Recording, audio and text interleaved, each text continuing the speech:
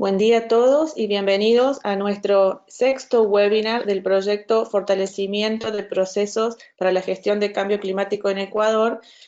Este es el módulo 6, donde trataremos el tema de salvaguardas ambientales y sociales. Les recuerdo que este webinar es coorganizado por el Ministerio de Ambiente de Ecuador y el Programa de Naciones Unidas para el Desarrollo, con el financiamiento del Fondo Verde para el Clima y el apoyo de la Fundación Futuro Latinoamérica a través de la Alianza Clima y Desarrollo y de la Cooperación Técnica Alemana. Esperamos que este sea de mucha utilidad para todas y todos. En el próximo les voy a dar algunas recomendaciones para el uso de esta herramienta, aunque ya deben estar familiarizados con la misma. Hay grabación de este webinar que está en la página de CDKN y también en la plataforma de CATIE, y se les envía también el video de la grabación luego del webinar al día siguiente. Si tienen algún problema, les recuerdo que es importante que cierren ventanas extras de su computador para prevenir una mala señal, una mala recepción de la señal del webinar. Las preguntas son muy bienvenidas y las pueden escribir en el panel de control y serán contestadas al final por panelistas y comentaristas. Les voy a agradecer, por favor, que respondan a los sondeos y encuestas durante y al final del webinar, y esto nos ayuda para conocer su nivel de comprensión en el tema. Entonces, en el día de hoy tenemos algunas preguntas que les queremos hacer, 4 preguntas, y les voy a agradecer, por favor, que puedan contestar la primera. ¿Ha tenido alguna experiencia realizando evaluaciones ambientales y sociales de programas o proyectos? Les recuerdo que estas preguntas no tienen que ver con una evaluación, sino para poder conocer la experiencia que tengan sobre algunos temas y que el webinar y el módulo sea de utilidad para ustedes. Bueno, entonces acá compartiendo el resultado, hay casi una igualdad en esta experiencia que estamos acá pidiendo. Luego la segunda pregunta tiene que ver con si está capacitado, tiene conocimiento del enfoque de género para proyectos de desarrollo.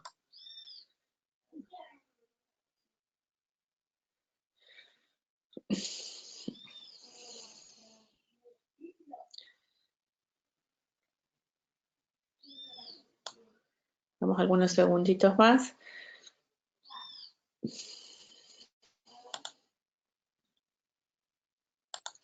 Bueno, estos son los resultados de esta pregunta. Hay una 50% y 50%. La tercera tiene que ver si ha participado en alguna consulta previa, libre e informada con pueblos indígenas.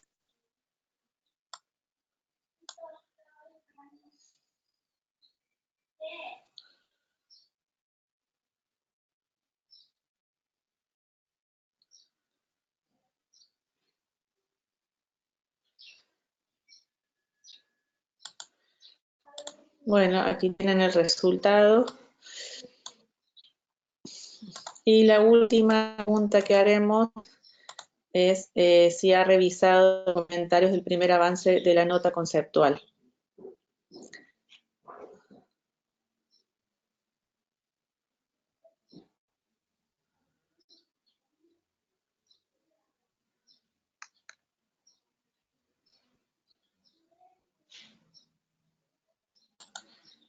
Bueno, estas más o menos las respuestas. Algunos sí, algunos no.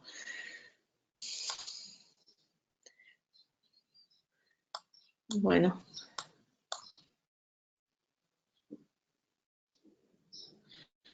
Vamos a ocultar los resultados, vamos a continuar entonces.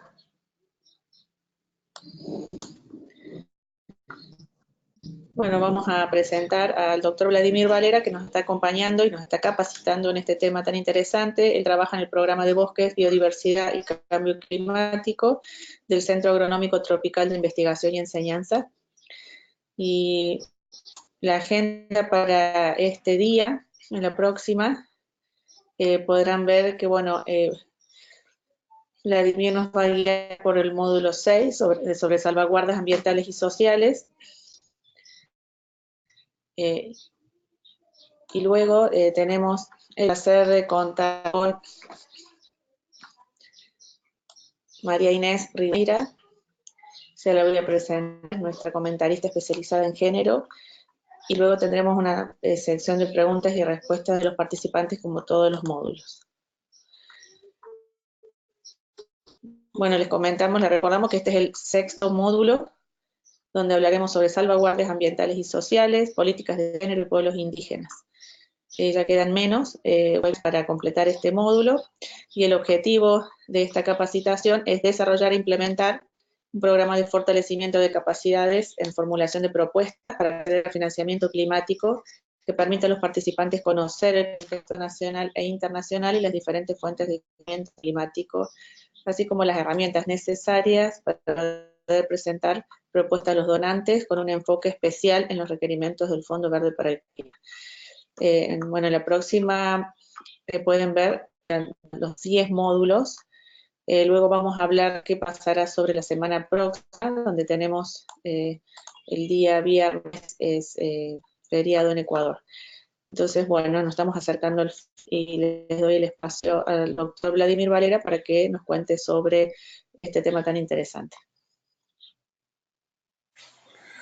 Hola, nuevamente, buenos días a todos. Gracias por su asistencia en este 6º webinar del programa de fortalecimiento de capacidades. Me complace mucho ver que entre la audiencia tenemos una muy buena experiencia en aplicación de evaluaciones ambientales y sociales de diferentes proyectos, y eso es algo interesante para lo que estamos estudiando esta semana.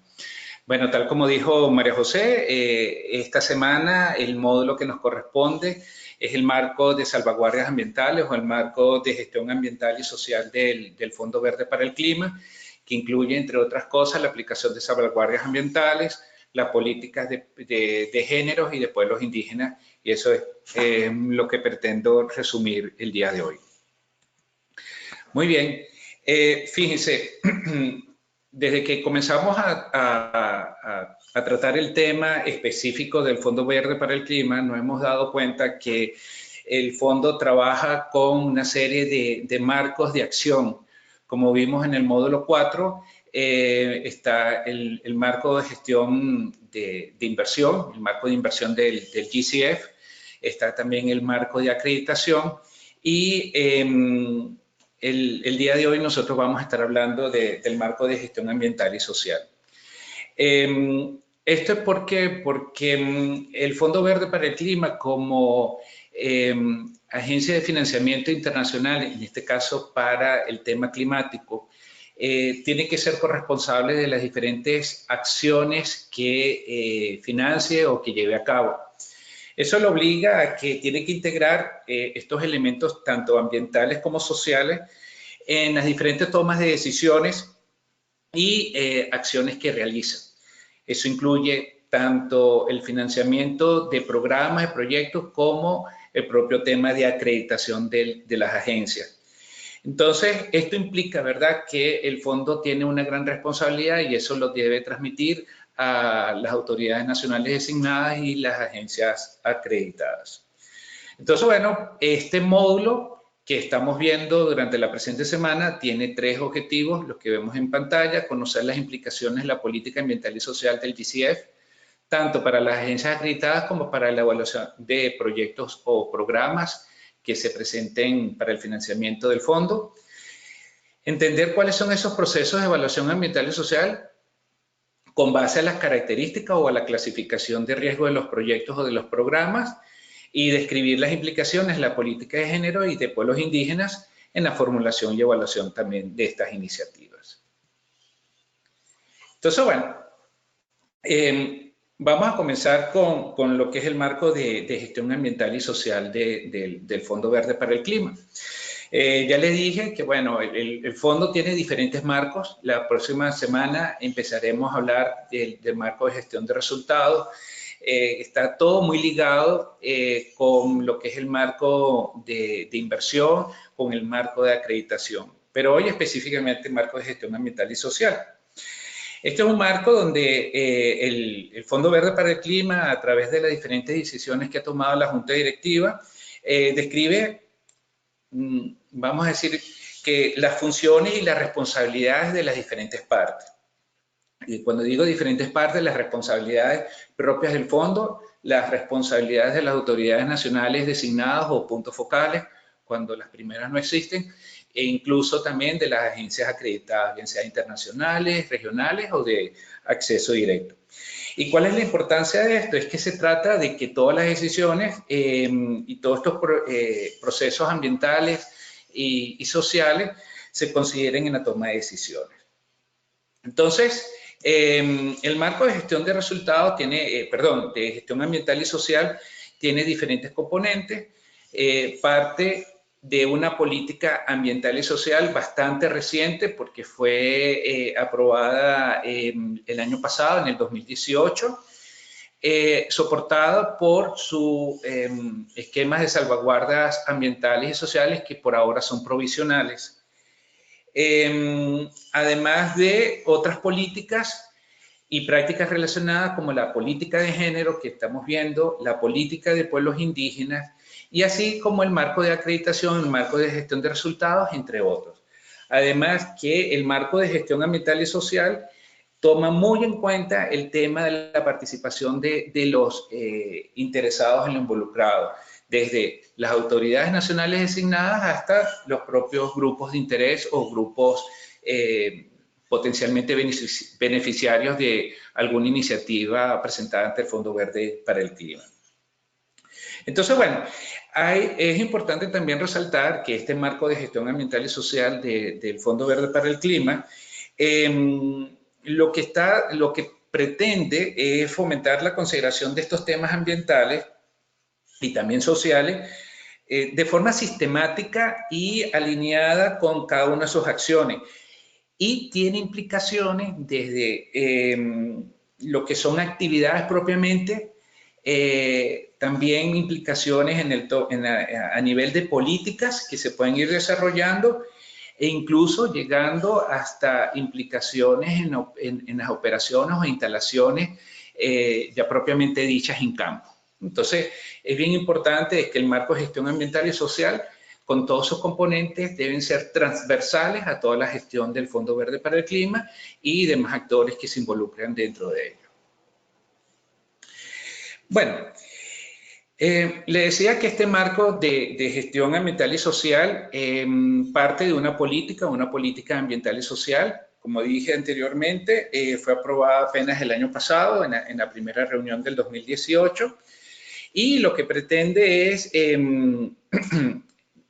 tiene 4 objetivos, pero aquí lo que quiero resaltar es que trata de gestionar de manera eficaz o podemos decirlo también de manera equitativa, los riesgos e impactos ambientales y sociales, así como, y esto es muy importante, mejorar los resultados de todas las actividades que el fondo financia, siempre considerando los objetivos principales de la creación del Fondo Verde para el Clima.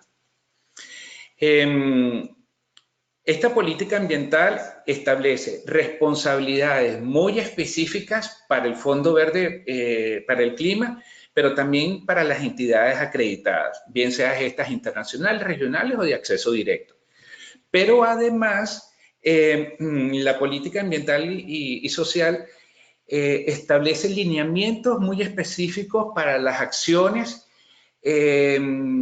que tengan que ver con el financiamiento, bien sea de programas, proyectos o cualquier otra iniciativa que lleve a cabo el Fondo Verde para el Clima. Básicamente la política ambiental lo que trata es de que tanto en el tema de responsabilidades de cada una de las partes aquí involucradas como de las acciones, se cuente con un sistema de gestión ambiental y social coherente, consistente, transparente, basado en principios del desarrollo sostenible. Y recordar que el desarrollo sostenible involucra tanto el crecimiento económico, pero sin afectar la base de los recursos naturales, es decir, su conservación y manejo sostenible, pero así también como promoviendo el desarrollo social. Entonces, bueno, esta es la política ambiental y social del Fondo Verde para el Clima, que además es completado en su estructura, en su lectura, tiene un enfoque particular o muy sensible al tema de género, a pesar de que hay una política específica de género, pero ya la política ambiental y social en sí la incluye. Y evidentemente toma en cuenta lo que son los grupos o poblaciones vulnerables, llámese mujeres, niños, pero también personas en situación de riesgo, pueblos indígenas, entre otros. Entonces, realmente presta esa debida atención a estas poblaciones que son vulnerables y en muchos casos también marginadas de los procesos de desarrollo y que, como sabemos y hemos visto a lo largo de este programa, son los grupos más sensibles o más afectados por los temas climáticos, ¿no? Por el cambio climático. Entonces, la política ambiental y social nos da una serie de lineamientos para todas las acciones y también para las partes que se involucran con el Fondo Verde para el Clima. Esa política ambiental y social del Fondo Verde para el Clima tiene en su estructura varios principios. En total son 18 principios que involucra la política. Sin embargo, hay uno que quiero destacar para el día de hoy. No quiere decir que este es el más importante, pero para efecto de lo que quiero transmitir, sí lo quiero destacar, que es la jerarquía de mitigación. Es muy importante que el Fondo Verde para el Clima siempre pretende que toda acción debe ir a prevenir o evitar totalmente algún impacto, bien sea ambiental o lo social. Hacia allá deben estar dirigidas las principales acciones, con lo cual yo concuerdo, porque la mejor gestión de cualquier impacto es aquel que se logre evitar. Luego, si muchas veces es imposible evitar totalmente los impactos, entonces en ese caso el siguiente nivel de la jerarquía de mitigación sería minimizar o controlar bajo ciertos parámetros los impactos que no pudimos evitar. Y aquellos que, bueno, que salen de control, como algún accidente, etcétera, debemos nosotros corregirlo. Y finalmente, el último nivel de la jerarquía de mitigación que también establece el GCF es la compensación, que se refiere a aquellos impactos remanentes o residuales que no podemos prevenir, mitigar o corregir, pero que debemos compensar a veces en otros territorios o en otras áreas distintas a las que es el proyecto, porque la prevención, minimización y la corrección están relacionadas directamente al área de influencia del proyecto. A veces, entonces, cuando no podemos hacer esto en el mismo territorio, tenemos que compensar en otros lugares donde tengan características físico-naturales o socioculturales muy similares. Entonces, esto es importante que se tenga en cuenta a la hora de desarrollar los estudios de impacto ambiental y sociocultural y definir las diferentes medidas o acciones, donde lo principal siempre debe ser el foco de la prevención. Muy bien, como yo le decía, este marco de gestión ambiental y social del GCF, aparte de su política ambiental, pues es apoyado por un sistema de salvaguardas. Pero el marco de gestión da unos lineamientos o más que lineamientos, exigencias muy específicas para toda entidad que pretenda ser acreditada ante el GCF. Y es el cumplimiento o contar con un sistema de gestión ambiental y social robusto. Esto implica que toda entidad acreditada debe contar con su propia política. Fíjense que ya es algo distinto. El GCF tiene su política propia, pero cada una de las entidades acreditadas debe contar con una política ambiental y social específica. Debe contar también con una capacidad organizacional y tener las funciones o competencias bien definidas. Esto quiere decir que debe contar con una unidad conformada por especialistas, con personas que tengan experiencia en evaluaciones ambientales y sociales, con experiencia en género, con experiencia en pueblos indígenas.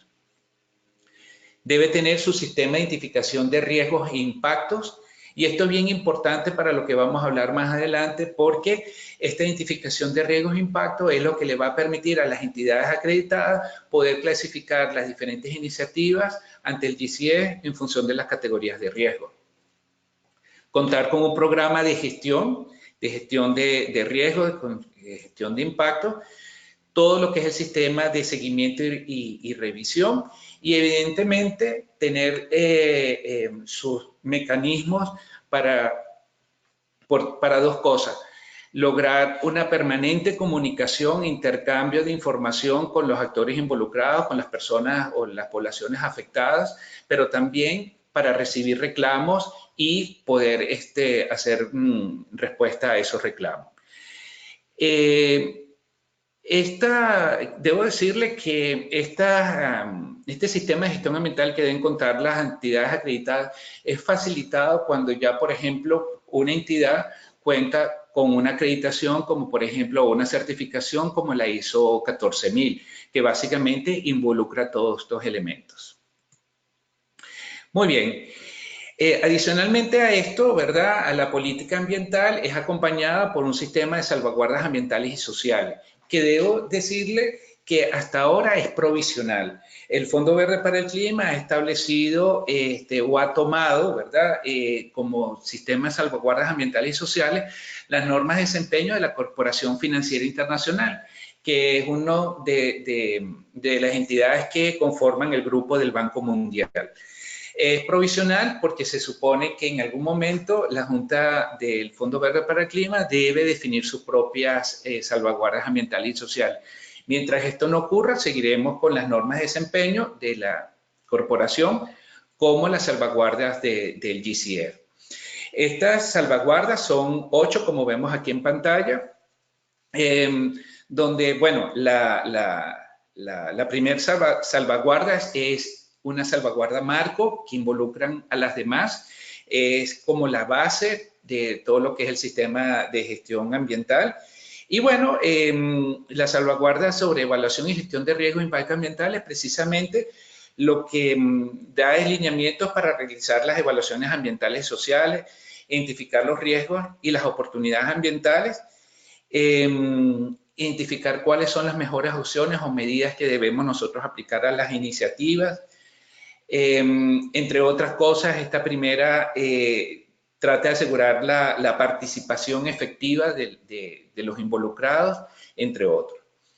La norma número 2, aquí dice, habla de trabajo y condiciones laborales, y efectivamente lo que busca es velar por la protección de los derechos de los trabajadores en cada una de las acciones que el GCF financia.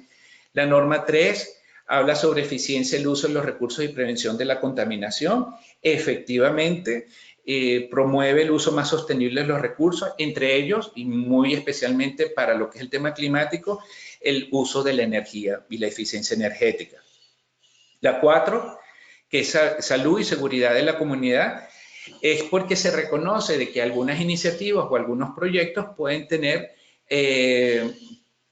por muy buenas intenciones que se quiera, pueden tener impactos en las comunidades. Entonces, esta norma lo que busca es resguardar las infraestructuras, incluso los propios grupos vulnerables o grupos afectados de cualquier acción que se realice. La norma de desempeño número 5, adquisición de tierras y reasentamiento involuntario, esa solamente la aplicamos cuando los proyectos o las iniciativas impliquen adquisición de tierras o, por ejemplo, la restricción involuntaria del acceso a recursos o medios de vida, como por ejemplo puede ser el declarar una zona protegida porque se requiere, no sé, la protección de sumideros de carbono. Y eso implicaría limitar el acceso a ciertos recursos que son medios de vida para ciertas poblaciones.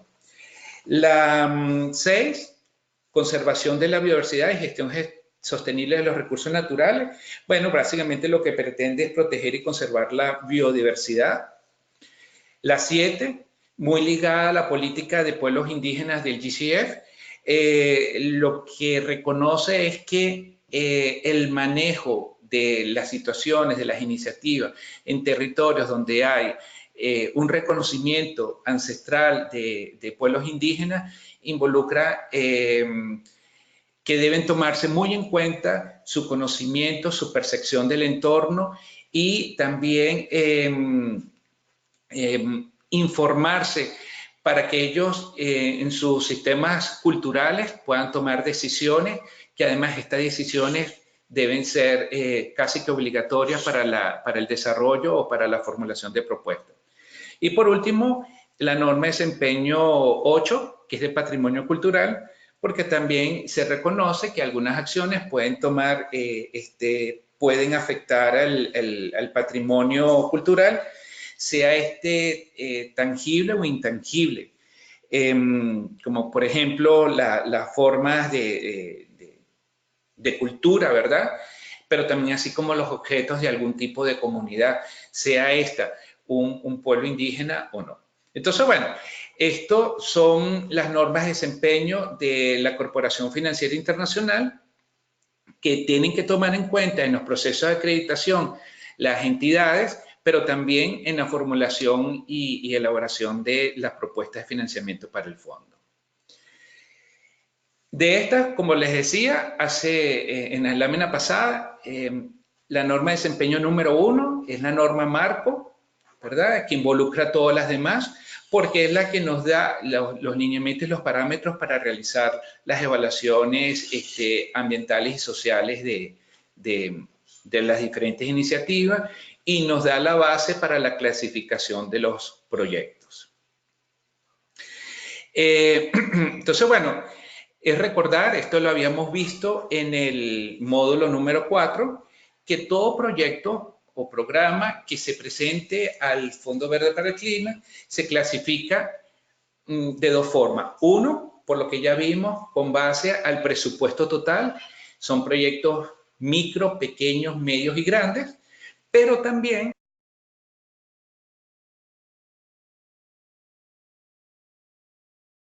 entonces, en este caso tenemos tres categorías, como las categorías A, son las categorías de mayor impacto, ¿verdad? Son impactos que podemos considerar como impactos irreversibles. ¿Qué significa esto?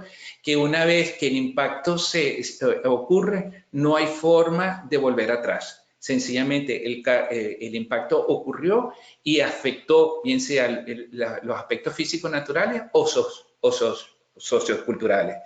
Ejemplos de esto, que pueden ser propuestas para el Fondo Verde para el Clima, está, por ejemplo, represas para generación hidroeléctrica, ¿sí? Pudiese ser un ejemplo de un proyecto con una categoría de alto impacto. Luego tenemos la categoría B, de impacto moderado, que son aquellos que irremediablemente van a conducir un impacto, pero que estos impactos a través de diferentes acciones que nosotros identifiquemos podemos revertirlo. Por ejemplo, algunos sistemas agrícolas, algunos sistemas de reforestación o forestación, que en algunos casos, por ejemplo, para poder entrar a una zona tenemos que hacer caminos, aperturas, y eso puede afectar suelos, puede afectar biodiversidad. Sin embargo, son impactos que pueden corregirse con diferentes acciones. Y finalmente está en la categoría de impacto C, que son aquellos proyectos o programas que tienen un impacto mínimo o insignificante, y lo más importante es que tengamos en cuenta en la formulación de los mismos estos elementos ambientales y sociales. Bueno, esto nada más un poco para explicar cómo debería ser el proceso de clasificación. Cuando nosotros tenemos ya una idea del proyecto, que puede ser esto mismo que ustedes están realizando con su tarea grupal, ¿verdad? El equipo de proyecto debería hacer un screening o hacer una evaluación ambiental y social muy preliminar. Y esto es lo que el propio equipo de proyecto, conjuntamente con la agencia acreditada, ¿verdad? Digo esto porque a veces la agencia acreditada puede ser directamente la responsable en formular el proyecto, o como ha ocurrido o generalmente ocurre, las agencias acreditadas contactan a universidades, academias, otras instituciones para conformar un equipo de formulación del proyecto. Entonces, el equipo hace un análisis preliminar, a veces son una especie de listas de chequeo que permiten, y evidentemente con base a su propio sistema de gestión ambiental. Fíjense, ya no estamos hablando del sistema del GCF, el sistema de medición de riesgo de la autoridad, de la agencia acreditada. Hacen la clasificación, se hace una consulta al Fondo Verde para el Clima y quien hace la verificación y el análisis de esa evaluación preliminar, y es así como nosotros entonces podemos clasificar a los proyectos, bien sean tipo A, tipo B o tipo C. Es importante decir que, bueno, si son proyectos tipo A, eso va a requerir entonces que se realice una evaluación de impacto ambiental y sociocultural, ¿verdad? Y además se debe elaborar un plan de gestión ambiental y social.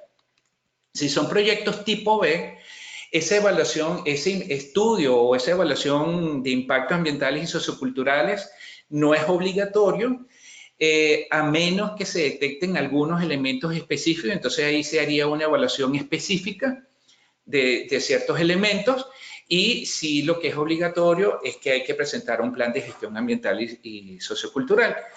Y los proyectos tipo C, que son los de menor impacto o impactos poco significativos, lo que debe hacerse es que en la formulación siempre se tengan en cuenta esos elementos ambientales y sociales propios para el diseño. Entonces, es muy importante esto porque los estudios de impacto ambiental y sociocultural tienen que ser una parte integral del diseño de las iniciativas. No es solamente un requisito, como muchas veces se acostumbra, que es nada más para tener un licenciamiento. No, el estudio de impacto ambiental debe iniciarse conjuntamente con la formulación del proyecto y debe hacerse a lo largo de su formulación, y evidentemente el plan de gestión ambiental lo que va a tener es implicaciones de cómo se van a monitorear y se van a verificar las medidas que se definan del estudio de impacto ambiental y sociocultural. Todo esto, el marco de gestión ambiental y social del Fondo Verde para el Clima involucra procesos muy específicos de consulta y divulgación a los grupos afectados y principales interesados, ¿verdad? Estos procesos tienen que ser lo más transparentes posible, deben realizarse de una manera que facilite la comunicación, el intercambio de los diferentes actores.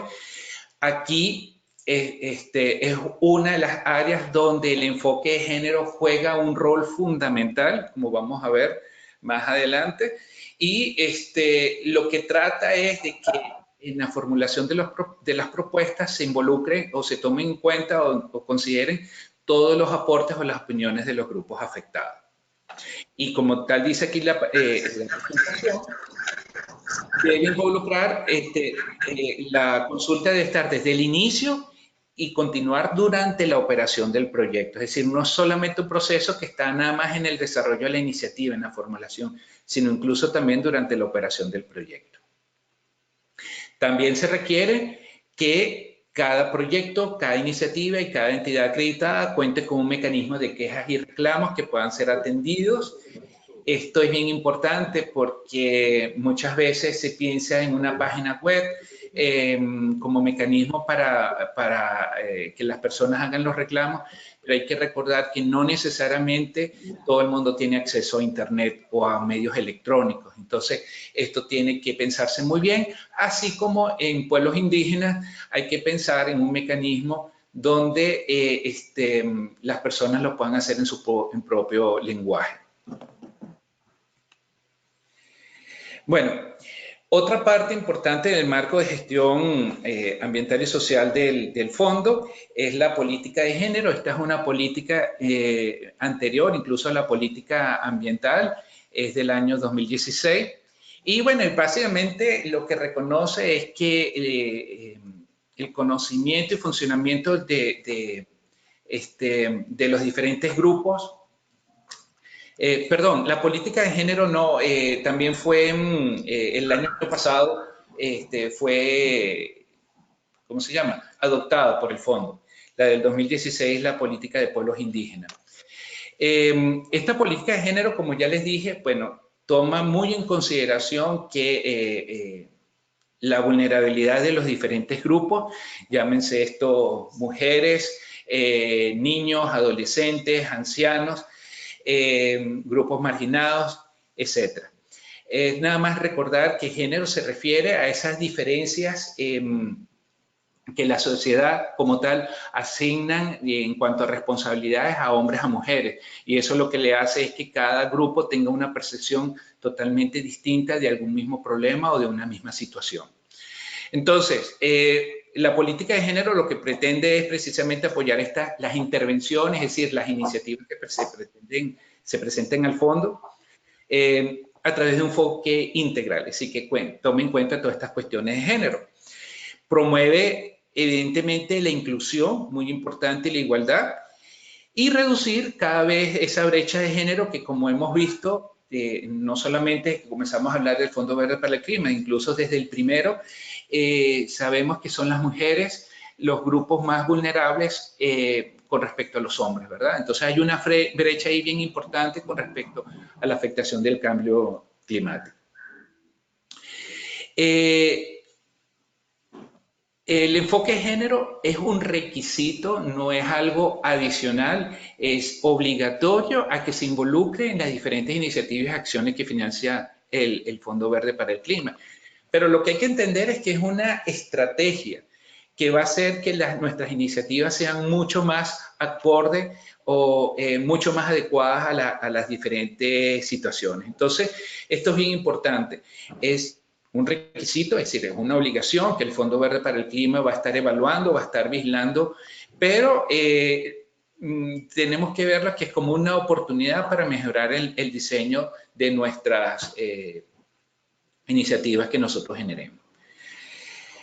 Bueno, ¿a qué se refiere que debemos el género colocarlo como un eje transversal de las iniciativas? Bueno, primero que debe haber una apropiación de los países, es decir, este enfoque debe estar alineado con las políticas y prioridades nacionales en el tema de género, que involucra esa evaluación socioeconómica, ¿verdad? Y de género inicial, como yo les acabo de decir, de toda propuesta o de toda iniciativa, que hay que consultar a las partes de una manera equitativa, darle oportunidad a todos los grupos para que se manifiesten, pero también tomando en cuenta las opiniones que ellos puedan hacer.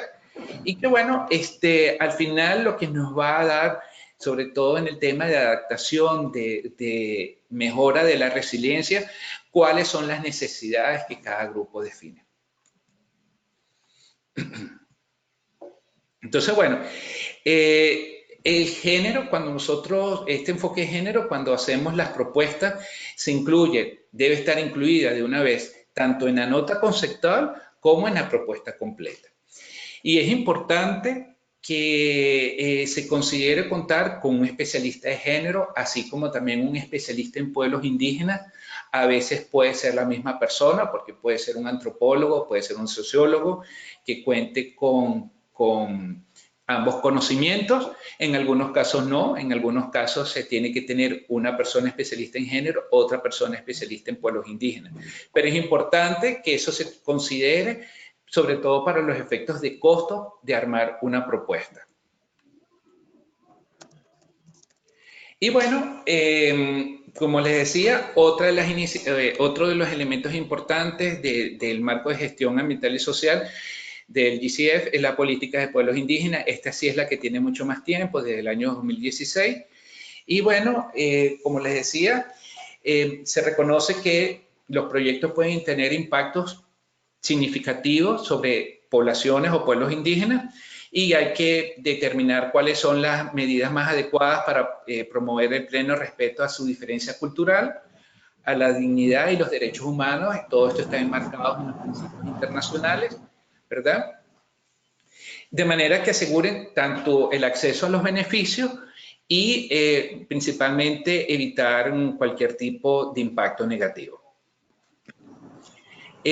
Bueno, La política, igual que la política ambiental y la política de género, tiene diferentes objetivos. Prácticamente lo que trata es garantizar el pleno proceso de desarrollo, ¿verdad?, de los pueblos indígenas con base a su propia cultura, anticipar y evitar que los proyectos tengan impactos adversos, promover beneficios, oportunidades de desarrollo sostenible. Y esto es bien importante porque el concepto o la definición o la visión que nosotros podemos tener de desarrollo puede ser muy distinta a la que tienen los pueblos indígenas. Mantener su relación continua, ¿verdad? Y algo bien importante es que cuando son iniciativas en territorios indígenas, más allá de la consulta que vamos a hablar, se debe contar por escrito con el consentimiento previo, libre e informado de las comunidades, es decir, con el visto bueno de la iniciativa. Entonces, bueno, ya casi finalizando, la consulta libre previa informada, ¿verdad? Son dos cosas, la consulta libre previa informada y el consentimiento libre previo informado, ¿no? La consulta es precisamente ese proceso donde debemos establecer los diferentes mecanismos, ¿verdad?, de una manera diáfana. Cuando hablamos de consulta libre es que debemos permitir la consulta, o sea, que cualquier persona debería sentirse libre, no estar coartado para participar. Cuando hablamos de consulta previa es que antes de realizar propiamente el acto de consulta debemos brindar la mayor información utilizando diferentes mecanismos y medios y brindarle la mayor información posible, incluyendo ya parte de la evaluación ambiental y la identificación de los impactos que nosotros hayamos realizado. Esto es bien importante porque debe ser una fase de preparación de proyecto. En lo personal, yo he visto algunas iniciativas que se han enviado de financiamiento climático donde esta consulta se hace como un requisito, es decir, no lo toman en cuenta para el proceso de la formulación en sí de la iniciativa, sino más para cumplir con uno de los requisitos del Fondo Verde para el Clima, lo cual no tiene mucho sentido. La consulta libre previa informada debe hacerse durante toda la fase de preparación, ¿verdad? Y debe conllevar al final a obtener el consentimiento libre previo informado. Es el permiso prácticamente que nos da a los pueblos indígenas para nosotros poder llevar las iniciativas. Entonces, bueno, esto es un poco el resumen de lo que quería transmitirles el día de hoy. En su material de lectura, en su guía que está en la plataforma del CATIE, ustedes pueden ahondar mucho más en estos temas. Bueno, muchas gracias. Entonces, vamos a darle la palabra a nuestra panelista del día de hoy. Bueno, muchas gracias, Vladimir. Voy a presentar entonces a María Inés. Ella es socióloga, cuenta con una maestría en Ciencias Políticas y es doctorante de Derecho Público de la Universidad de Girona, España. Tiene experiencia en diseño de políticas públicas, proyectos y programas para la protección y promoción de los derechos humanos, con énfasis en género, derechos colectivos de pueblos indígenas y ambiente. Actualmente se desempeña como especialista de género del programa de apoyo de la contribución determinada a nivel nacional implementada por el PNUD. Así que bueno, bienvenida María, un gusto tenerte aquí y te damos el espacio para que nos comentes tu visión sobre este tema. Muchas gracias, buenos días a todos y a todas. Tengo como unas 4 ideas que quisiera compartir al respecto. Primero agradecerles por tenerme aquí y quisiera darles una visión desde el enfoque de derechos con respecto a lo que se ha hablado. Entonces, primero cuando hablamos de salvaguardias, estamos hablando de cómo podemos orientar acciones para minimizar los riesgos o impactos negativos que las acciones que estamos emprendiendo pueden generar en la población. Sin embargo, el punto de partida es que no toda la población está en una situación igual. Entonces, cuando se aplican las salvaguardias, de todas maneras, hay que tener una mirada diferenciada de acuerdo a los diferentes tipos de población y dentro de esa población los diferentes tipos de personas y sus condiciones previas. Esto es algo muy importante, que cuando hablamos de políticas sociales y ambientales en general parecería que nos afecta de la misma manera a todos y a todas. Sin embargo, la población tiene unas características distintas y eso es lo que nos permite observar las salvaguardias si es que lo hacemos desde una mirada de género y desde una mirada de derechos de los pueblos indígenas. En el caso de la NDC, que es el proceso en el que yo estoy apoyando al momento, hablamos de brechas de género y si hablamos de pueblos indígenas debería hablarse también de brechas de acceso a los derechos o de ejercicio de derechos de los pueblos indígenas. Entonces, en el mismo sentido, el pensar en salvaguardias nos ayudaría a observar de qué manera podemos responder a esas brechas, o en el lenguaje del Fondo Verde para el Clima, sería a estos riesgos e impactos negativos que potencialmente podríamos generar en la población. Luego, decirles que es muy importante en el sentido de las salvaguardias, cuando hablamos del análisis social, también tener consideración de que es necesario hacer un análisis de género, que no es lo mismo.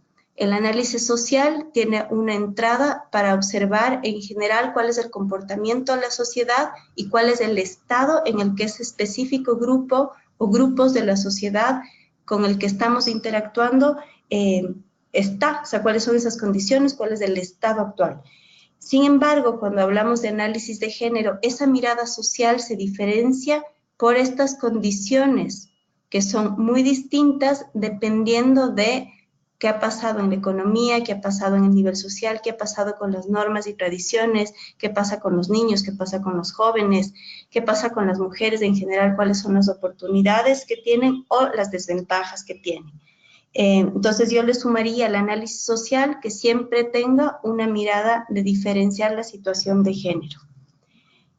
Luego, algo que yo considero que es vital es hablar en términos de igualdad. Evitar el hablar de medidas de equidad, evitar hablar de equidad, porque la igualdad responde en un primer momento a lo que nos dice la Convención para la Eliminación de la Discriminación en contra de las Mujeres, que es la CEDAW. En su artículo 1 ya nos dice que, de acuerdo a la teoría de los derechos humanos, solo habrá igualdad cuando no exista ningún tipo de discriminación directa o indirecta contra las mujeres, tanto en el ámbito privado como el público. Eso quiere decir que hay una obligación de los estados respecto a la igualdad, y esta va más allá de la igualdad formal, es decir, de la igualdad que está en las normativas.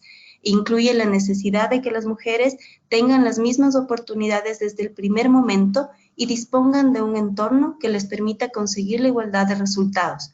Por lo tanto, este concepto toma en cuenta el contexto de desigualdad del que parten las mujeres, hombres y los diferentes grupos, tanto en términos de edad como de etnia, o de origen, también puede ser refiriéndose a migrantes. Entonces, cuando hablamos de igualdad, también tenemos en cuenta dos principios fundamentales de los derechos humanos y que en el caso del Ecuador son parte de la Constitución y del Plan Nacional de Desarrollo, que es la igualdad de oportunidades y la no discriminación. Aquí también quisiera retomar algo que es parte de las orientaciones que tiene el Fondo Verde para el Clima, y es que en el ciclo de cuando se está organizando un proyecto hay que considerar la prevención, la atención, la transformación y la compensación. Sin embargo, cuando lo hacemos desde una mirada de género, debemos hacer un énfasis y también podemos mirarlo de una manera distinta en cuanto a la prevención. Las acciones para prevención, estas situaciones de desigualdad y discriminación son fundamentales. Y luego, cuando hablamos de atender, no solamente es como responder, sino responder para buscar siempre afectar esas estructuras de desigualdad, incluso cuando en un primer momento generemos acciones que están orientadas a responder con sensibilidad a lo que estamos observando. Esa sensibilidad tiene que buscar el transformar esas estructuras. Y finalmente, cuando hablamos de compensar, si le incluimos el lente de género, estaríamos hablando de reparación. Es decir, no solamente que vamos a compensar a la población con un beneficio puntual, sino que vamos a reparar esa deficiencia de derechos que les han afectado fundamentalmente en su calidad de vida. Eso es un cambio fundamental del lenguaje. Luego, sobre los pueblos indígenas y género, a veces es extraño cuando se observa por qué hablamos al mismo tiempo de políticas de género y políticas de pueblos indígenas. No se ve de muy cerca la relación, sin embargo, siempre están en el mismo paquete. ¿Y por qué están en el mismo paquete? Porque en realidad se refieren a los derechos relacionados a la igualdad. Entonces, cuando se habla de los diferentes tipos de derechos humanos, hay unos primeros derechos que están enfocados a las libertades civiles y políticas, y luego hay unos derechos que están enfocados a las situaciones económicas, sociales y culturales, que se les conoce como DESC, y dentro de estos derechos están los derechos específicos por grupos. Es decir, estos grupos de personas que están en una situación de desventaja, que están en una situación diferenciada, que les genera discriminación, desigualdad, requieren unos derechos específicos por estas condiciones. Eso pasa con la situación de las mujeres y las diversidades sexogenéricas, y eso pasa con los pueblos indígenas. Por eso hay unos instrumentos específicos de derechos de las mujeres y que se enfocan en igualdad de género, y hay otros instrumentos que están orientados a los derechos colectivos de los pueblos indígenas. Y esto además va de la mano con otros tipos de derechos que son los de la tercera generación, que promueven las condiciones de vida digna. Y ahí entran los derechos a una calidad ambiental saludable, entra el de desarrollo sostenible y todos los relacionados con esta calidad de vida y el ambiente. Entonces, por eso hay una estrecha relación y por eso se habla de género, pueblos indígenas, ambiente, muy relacionados. Luego decirles que en cuanto a los derechos de los pueblos indígenas, en el marco de los derechos colectivos de los pueblos indígenas que se establece tanto en la Declaración de Naciones Unidas sobre los derechos de los pueblos indígenas del 2007 y el Convenio 169 de la OIT, sobre todo, pero también hay otros instrumentos, uno de los temas fundamentales para poder abordar todo lo que tiene que ver con estos derechos específicos de los pueblos indígenas está relacionado con el derecho a la autodeterminación. ¿Eso qué quiere decir? Que de acuerdo a sus tradiciones, de acuerdo a su cultura, puedan decidir qué pasa con sus vidas y con sus territorios. Y por eso, cuando hablamos de pueblos indígenas, se busca que se respete sobre todo la forma en cómo deciden sobre qué pasa en su territorio y qué pasa con sus vidas. Y a esto se le llama el procedimiento de consentimiento previo, libre e informado. En este consentimiento no solamente se habla de voy a hacer un proyecto específico que puede afectar de alguna manera a los pueblos indígenas, sino que tiene que ver con la forma en cómo los pueblos indígenas están decidiendo sobre la vida en general de su territorio y de la población en relación al territorio. Entonces aquí explicarles algo que a veces no se observa a primera vista, y es que cuando decimos previo, libre e informado, previo quiere decir que tiene que hacerse con una temporalidad que respete los mecanismos culturales y tradicionales de toma de decisiones y de organización de la población o de la comunidad. Libre quiere decir que no puede haber una obligación, es decir, se les invita a las comunidades a que puedan opinar y decidir sobre lo que estamos realizando, les proponemos realizar en su territorio. Y esto, a su vez, implica el respeto a las formas de autoridad tradicionales de cada comunidad. Finalmente, informado quiere decir que tiene que ser un proceso culturalmente respetuoso. Si es que tienen una lengua nativa, lo más propicio es que se debe hacer en su propia lengua y que se debe buscar los mecanismos para que exista una comprensión adecuada de la temática que se está tratando. Cuando un pueblo indígena o personas del pueblo indígena no tienen un manejo adecuado de más de 400 palabras en español, por ejemplo, la posibilidad de que hayan entendido lo que les estamos proponiendo es mínima. Entonces hay que buscar unos mecanismos adecuados para que realmente haya una comprensión de la temática y con eso puedan decidir. Si es que no se cumple con estos 3 pasos que son fundamentales, no se puede hablar de consentimiento, sino de consulta. Y la relación es bastante diferenciada. Consulta es el proceso en el que pregunto y me pueden dar una opinión al respecto. Consentimiento es que realmente la población está decidiendo desde su derecho, su ejercicio del derecho a la autodeterminación, que está o no de acuerdo con lo que se le está proponiendo. Esto era algo que quería mencionarles, y sobre el tema de cómo estamos trabajando en la NDC con el enfoque de género, rescatar solamente los principios y los objetivos del trabajo en Ecuador. Sobre principios tenemos que es importante observar 3 cosas cuando trabajamos en género. El primero es el orden de género, y este orden de género se refiere al acceso, uso y control de los recursos, y poder mirar también de qué manera hay una diferencia en estos roles de género con respecto a este acceso, uso y control de los recursos. El segundo principio es el de la participación, y está relacionado con los principios que ya mencionamos de derechos humanos, que tienen que ver con igualdad de oportunidades y la no discriminación, tanto en la toma de decisiones como en también los espacios técnicos u otros espacios comunitarios o colectivos. Y el tercer principio tiene que ver con las necesidades específicas e impactos diferenciados frente al cambio climático. Aquí hay otros 3 elementos fundamentales. El observar las necesidades prácticas, que son esas necesidades inmediatas a las que hay que atender. Las necesidades estratégicas, que tienen más que ver con el mediano y largo plazo y que están orientadas a transformar el orden desigual de género. Y finalmente, la progresión de la vulnerabilidad. Es decir, qué tanto esas condiciones previas de sensibilidad y su relación con las capacidades adaptativas estamos considerando. Y luego hablarles solo de los objetivos de la NDC, que tenemos el primero, que está relacionado con armonizar políticas y herramientas, así como desarrollar respuestas orientadas a promover la igualdad de género en la gestión de cambio climático. El 2, que es fortalecer los mecanismos de gobernabilidad de cambio climático y género.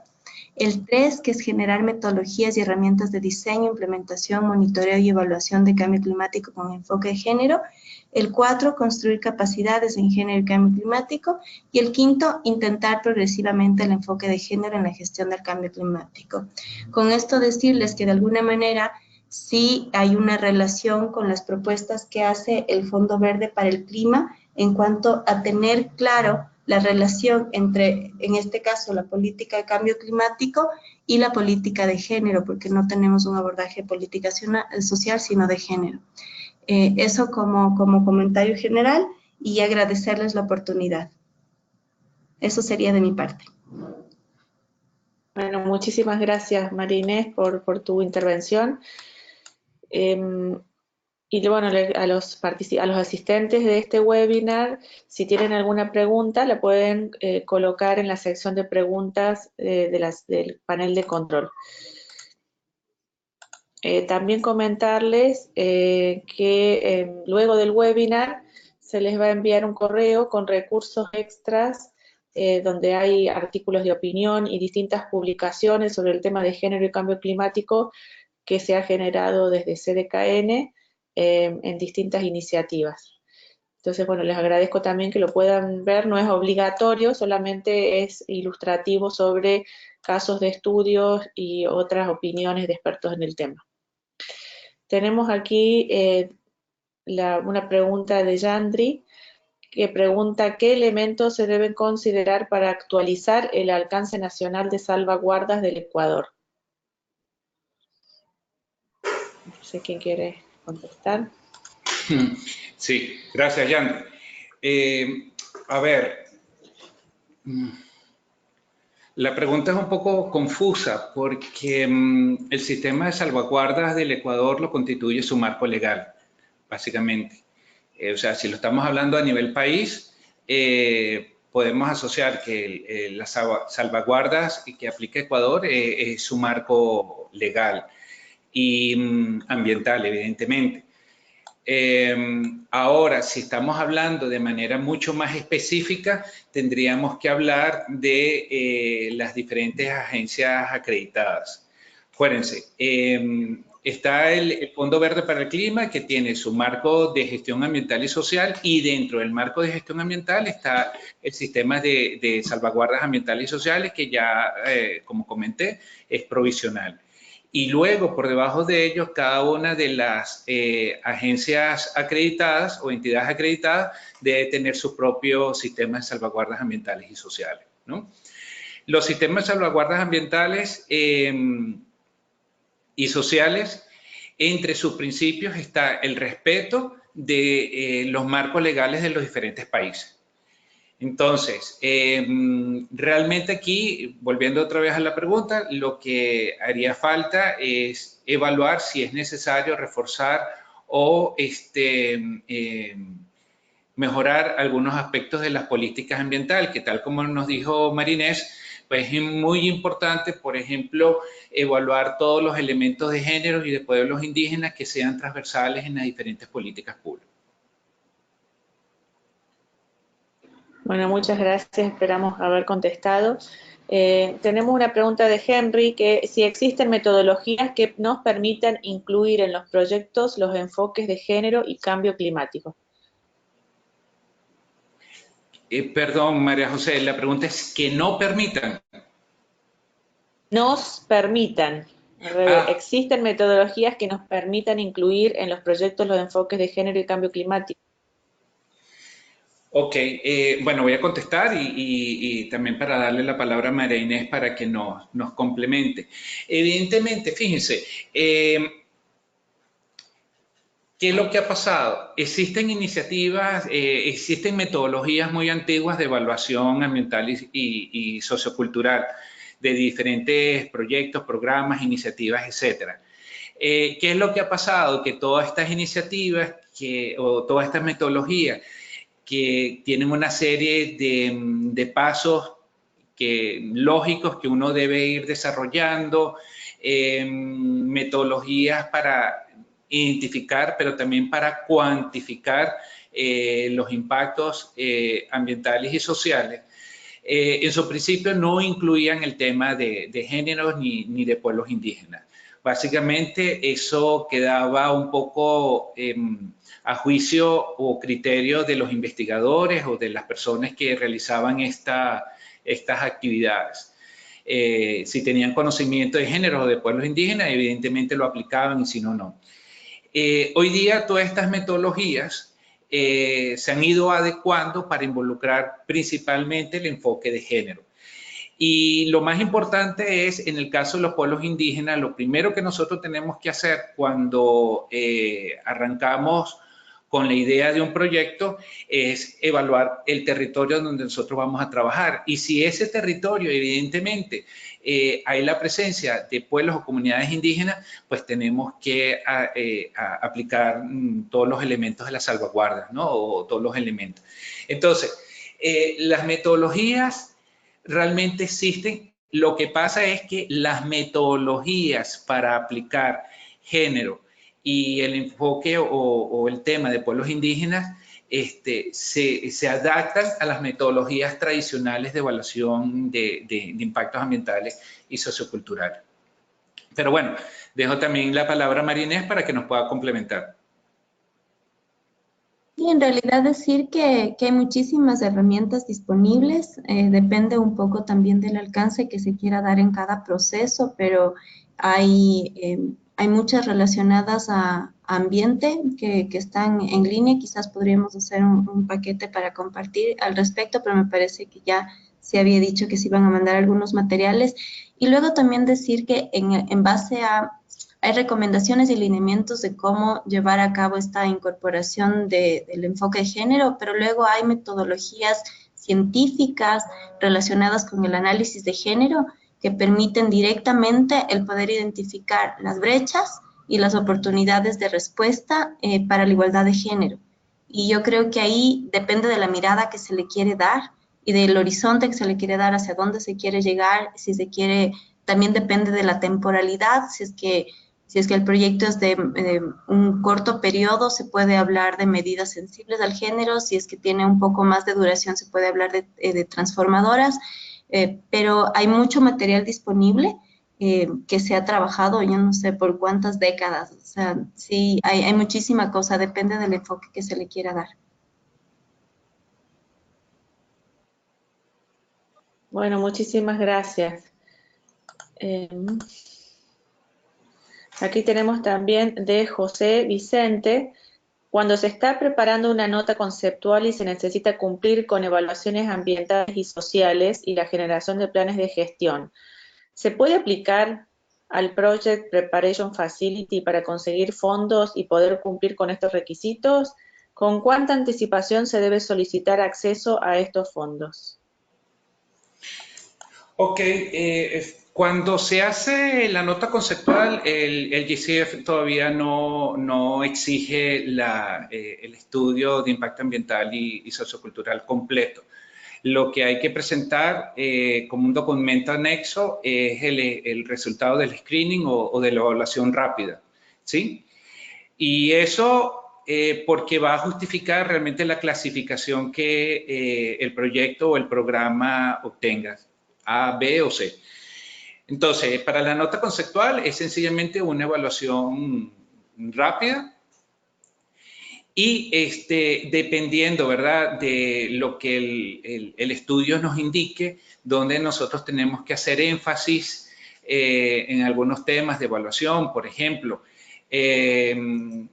si estamos trabajando con pueblos indígenas, eso va a involucrar un trabajo bastante arduo, ¿verdad? Bastante sistemático, eso requiere recursos, tal como decía Marinés, por ejemplo, la contratación de intérpretes para poder comunicarnos en las lenguas originarias, etc. Entonces, en ese sentido, ¿verdad? Así como otras necesidades de información climática que se requiera para hacer la justificación o la racionalidad climática de los proyectos, nosotros lo podemos presentar al fondo. Generalmente esa solicitud se hace acompañada de la misma nota conceptual. No es que hay un tiempo previo antes de la propuesta, porque acuérdense que la nota conceptual es, bueno, primero acuérdense que es voluntaria, ¿verdad? Pero eso es revisado por el panel del GCF, el panel técnico, es quien nos dice si vamos bien o vamos mal con respecto a la propuesta completa y podemos continuar. Entonces, en ese momento que se hace la solicitud también de fondo. Entonces, va a depender un poco de la calidad de la nota conceptual que nosotros desarrollemos y de la justificación de fondos que hagamos también.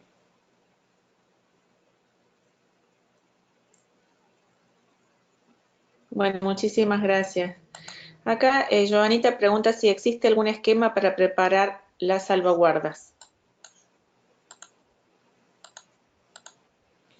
¿Algún esquema para reparar las salvaguardas? Sí. Como algún proceso, me imagino que quisiera que, Joanita, si puedes aclarar. Sí, sería muy importante que nos pueda aclarar esa pregunta.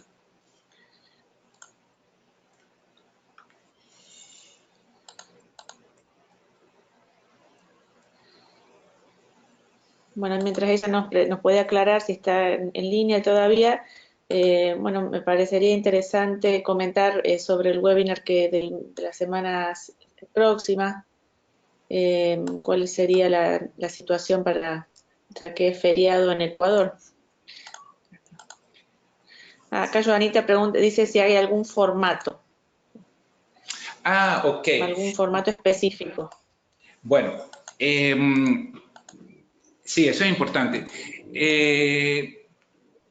Por ejemplo, las entidades acreditadas internacionales como Banco Mundial, CAF, BID, entre otras, cuentan con un sistema de comprobación de las salvaguardas ambientales, es decir, unos formatos que se van llenando tanto en el proceso de formulación, pero también durante la ejecución de los proyectos, ¿correcto? Porque eso forma parte de lo que mencioné en alguna de las láminas de los sistemas de gestión ambiental que toda entidad acreditada debe contar. Ahora, son formatos específicos de cada entidad, pero no es un formato estándar. Eso se debe aclarar. Lo importante es que cada entidad acreditada debe brindar los lineamientos de cómo corroborar el cumplimiento de las diferentes salvaguardas ambientales y sociales que utilicemos. Algo bien importante, no todas las salvaguardas las tenemos que aplicar en todos los proyectos. Por ejemplo, si yo tengo un proyecto que no involucra reasentamiento, que no involucra compra de tierras o afectación de los medios de vida, restricciones físicas, pues esa salvaguarda yo no tendría por qué aplicarla. Si es un proyecto que no involucra, por ejemplo, pueblos indígenas, qué sé yo, un proyecto de mejora de edificaciones, eficiencia energética en zonas urbanas, pues la salvaguarda de pueblos indígenas no la debo aplicar, ¿no? Entonces eso hay que tener muy en cuenta cuándo aplicar y cuándo no un tipo de salvaguarda. Bueno, muchísimas gracias. No tenemos ninguna pregunta más de los asistentes. Le dejo el espacio para que puedas comentar cómo seguimos en los próximos módulos. Ya. Bueno, sí, María José, con respecto a lo que informabas del webinar de la próxima semana, es decir, del próximo viernes 9 de agosto, inicialmente habíamos tenido la idea de adelantarlo para el jueves, ¿verdad? Tomando en cuenta que el viernes es feriado en Ecuador.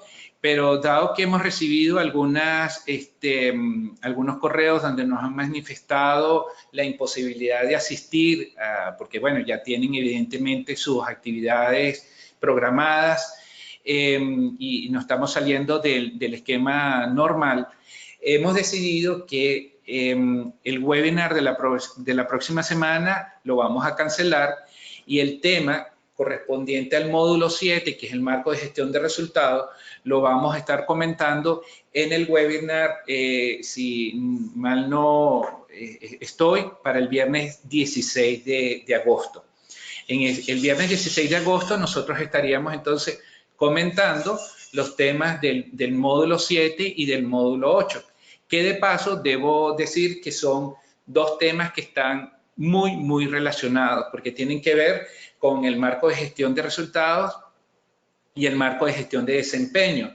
Aquí nosotros vamos a ver lo que es el desarrollo de dos enfoques, teoría de cambio y marco lógico, pero también asociados a los diferentes criterios e indicadores que tiene el GCS para evaluar sus iniciativas o propuestas. Entonces, repito, para la próxima semana, el próximo viernes, no vamos a tener webinar.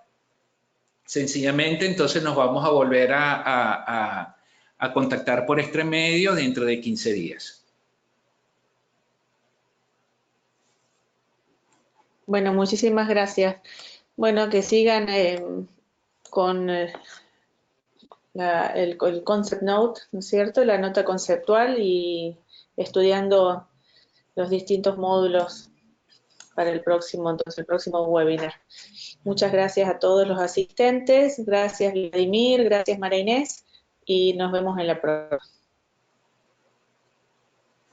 Ok, saludos a todos y bueno, y gracias nuevamente por su asistencia. Muchas gracias de igual manera.